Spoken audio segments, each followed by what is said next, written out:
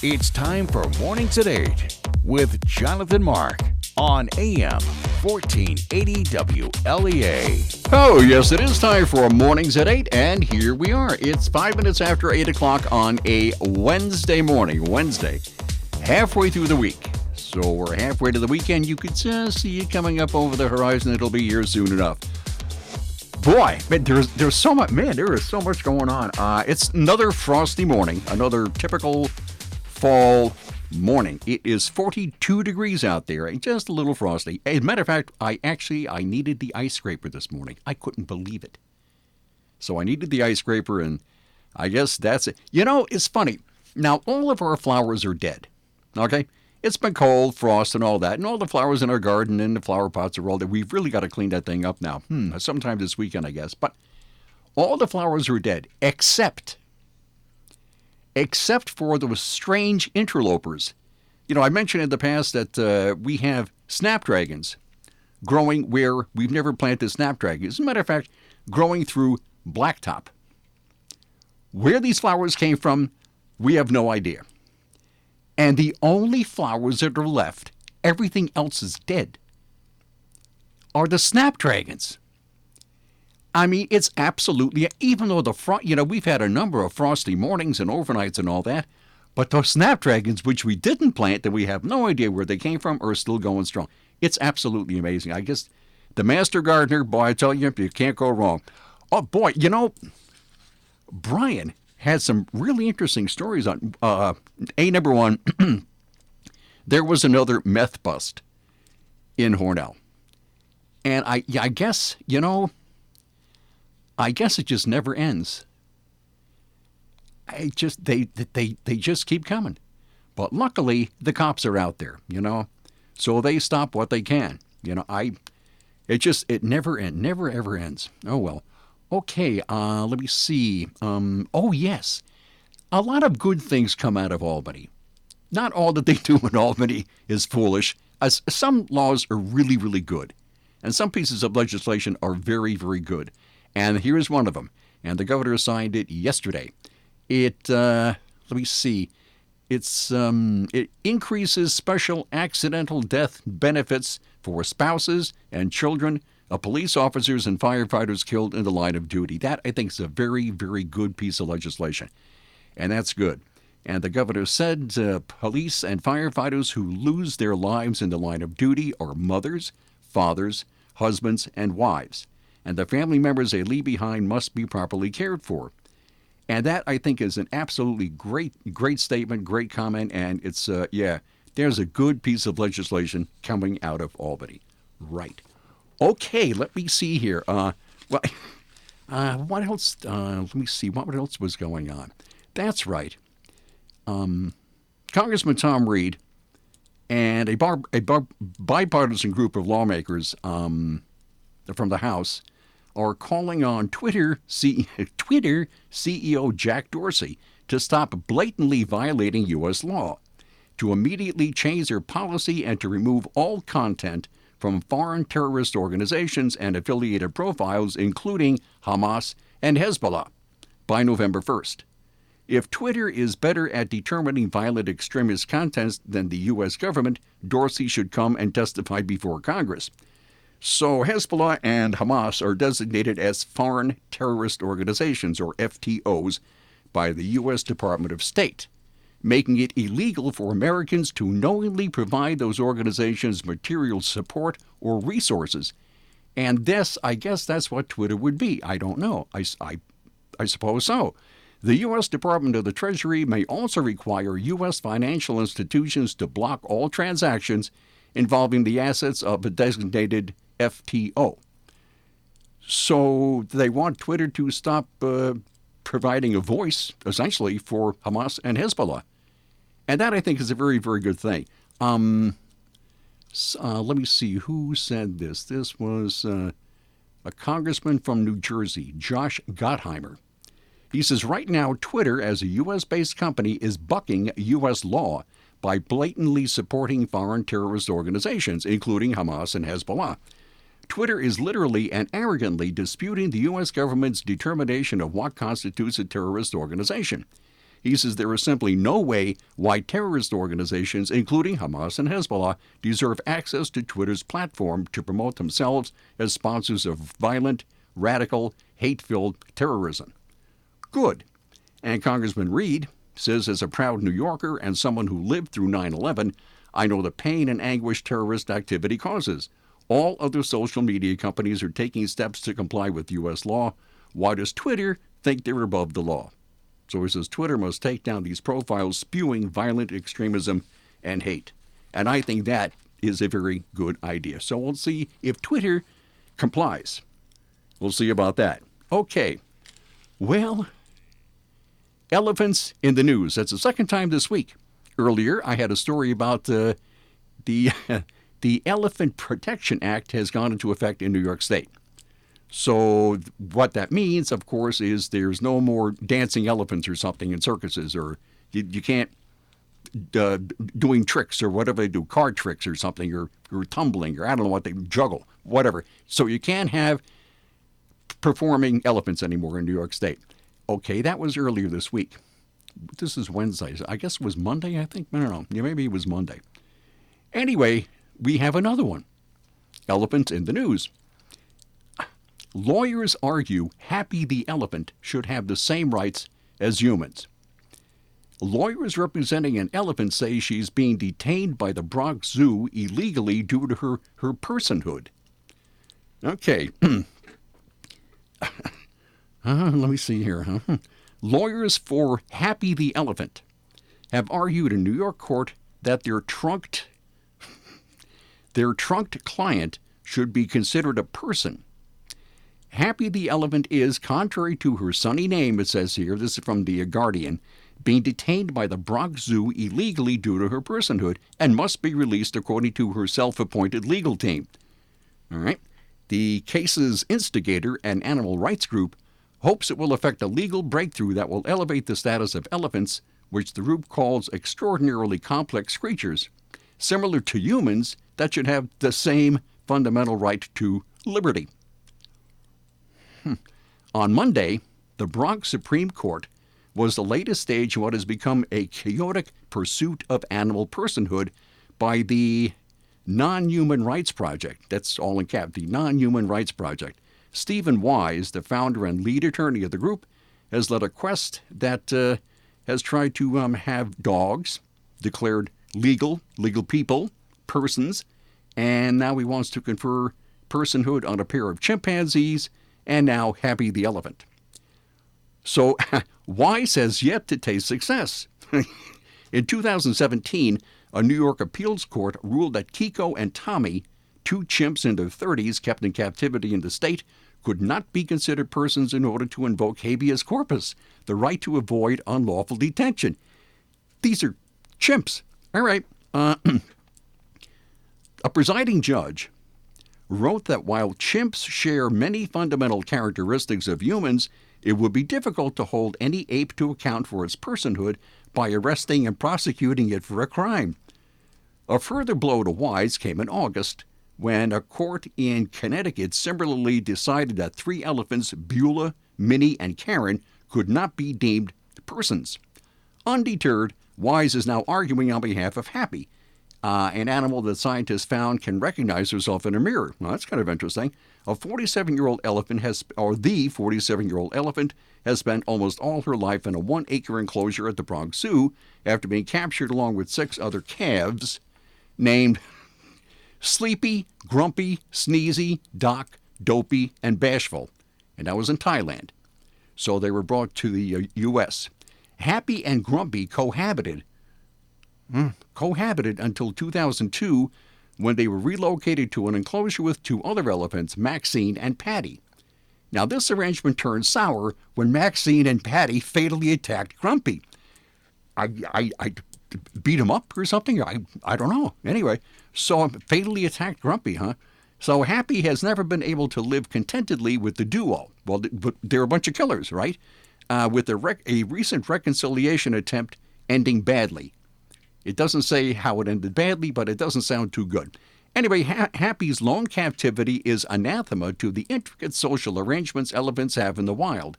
according to experts cited by the Non-Human Rights Project, which wants her relocated to a far larger sanctuary in California that has other elephants there. So anyway, it goes on and on and on. So apparently this thing is going to... He'll just keep on trying, this lawyer, this wise character, trying to get her the same rights. Oh, wait a minute, hold it. Huh.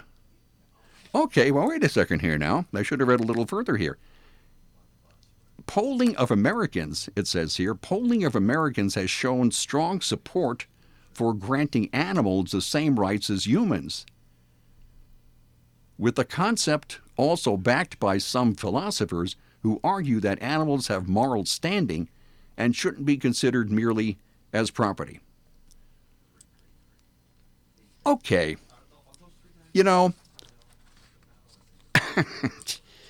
really has shown strong support. It doesn't say, well, strong support. It could be anything. I have no idea. But I mean, animals are very nice, and I just leave them alone. And I don't know.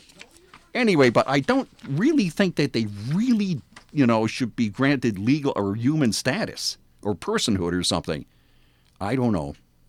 Oh, well, anyway, so that's we will certainly keep an eye on that one. Happy the elephant. So there goes that. All right, let me see here. This is from the New York Times. 2 students at the University of Connecticut, UConn, have been arrested by the campus cops 10 days after they were captured on video repeatedly shouting a racist slur outside student apartments, the university said. The students, Jared Corral and Ryan Mokaj, both 21, were charged with ridicule. Now, this is the charge. They were charged with ridicule on account of creed, religion, color, denomination, nationality, or race. That's the charge.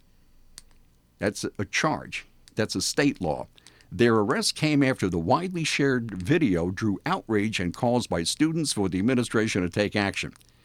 And the misdemeanor carries a maximum penalty of 30 days in jail and a fine of up to $50 according to state law. The 2 were released on their own recognizance and are due back in court. Now, here's what happened. The video, which was shared widely on social media, was taken by a student in Charter Oak Apartments and showed 3 men walking in the apartment's parking lot on October 11th. Only 2 of the men were arrested after the cops determined that the third person had not taken part in the behavior. And that's according to a university spokeswoman, Stephanie Reitz. The investigation by the UConn, okay, this is campus, the UConn cops found that the men were playing a game in which they yelled vulgar words. As they walked through the parking lot, witnesses heard 2 of the men switch to shouting a racial epithet. Mr. Mokaj later told the campus cop that after a night of drinking, he did not remember the slur, even as a game. And that's according to an affidavit. And he said, I don't believe that we have been shouting loud enough for other people to hear us. What kind of a stupid game is that? Where you walk around college campus and yell vulgar words? That's a game? I don't know. I don't understand that. Anyway, so these guys are charged with, as I said, let me see, ridicule on account of creed, religion, color, denomination, nationality, or race. So that's what they're charged with in UConn. So anyway, they face, I don't understand it. To use racial slurs. I have never used a racial slur in my entire life, ever, and I never will. So it's a stupid, bigoted, idiotic thing to do. But should you face charges? If you want to be a bigoted dope, go ahead, But I don't think it should be a criminal offense because it's only a word. Stupid and ridiculous as it is, it's only a word. So I don't know. As I said, I've never used a racial slur in my life, and I never will, because it's wrong. It's wrong. It's always been wrong. It'll always be wrong, But I don't think it should be a criminal offense. I don't know. Okay, fine. Let me see. Where do we go from there? How about, I'll save that after the break. That's really interesting. Schools in the Seattle. Oh, that's interesting. Oh, how about this? Okay. I think the land speed, I checked this out. The land speed record is 763 miles an hour. That is the land speed record. But there's a project. Let me see. They're going to try this in South Africa somewhere. Bloodhound. The name of it is the Bloodhound Land Speed Project. They will attempt to go 1,000 miles an hour. You can't call it a car, and it's not even close to a car.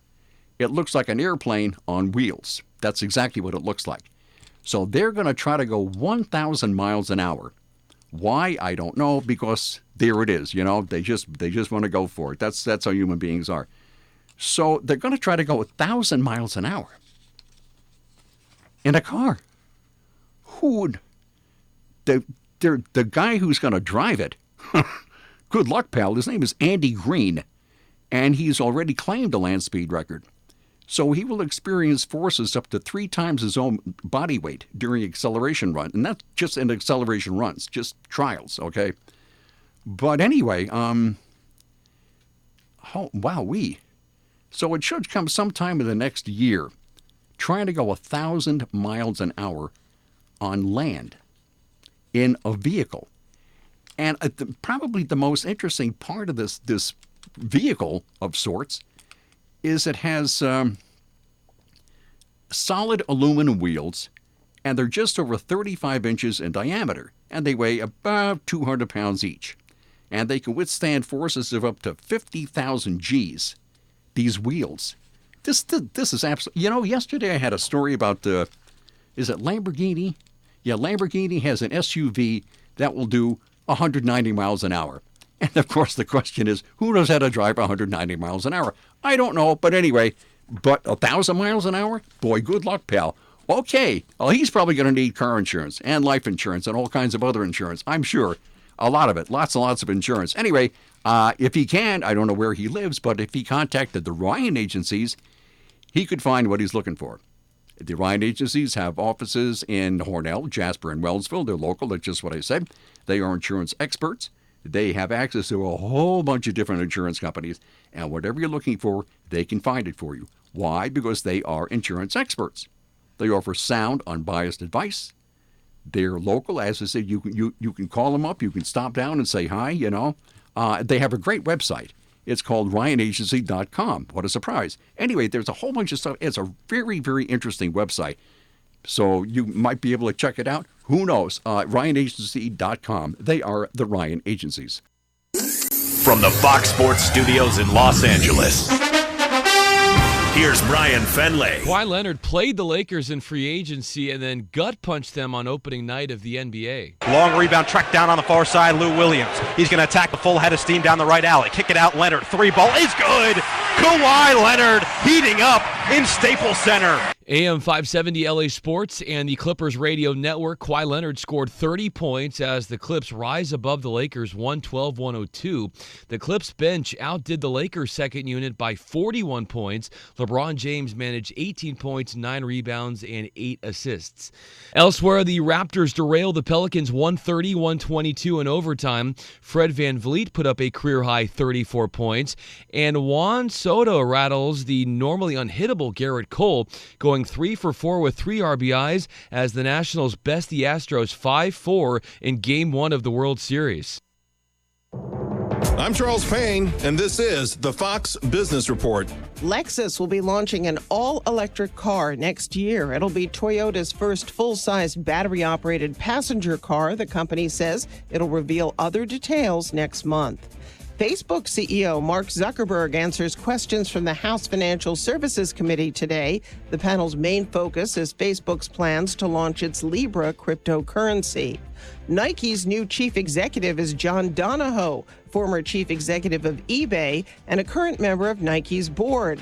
Longtime CEO Mark Parker is retiring next year and will become executive chairman. The Wall Street Journal says Nike's sales have been strong, but the business has been dealing with a series of public relations crises.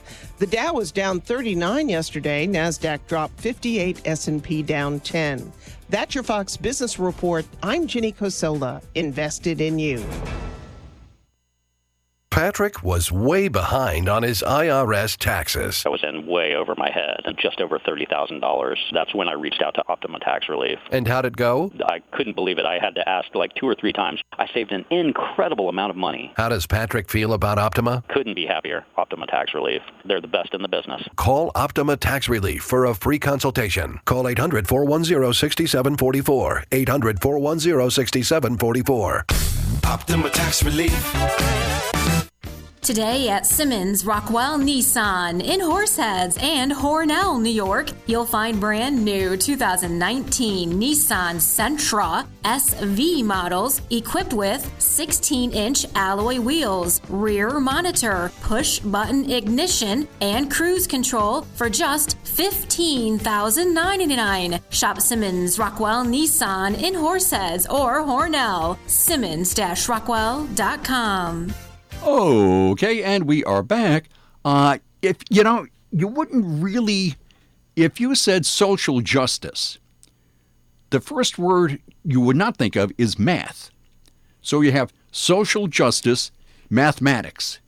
It doesn't jive, except in Seattle, which is a pretty strange place, I guess. Anyway, Seattle public schools are considering social justice math curriculum. Social justice math curriculum.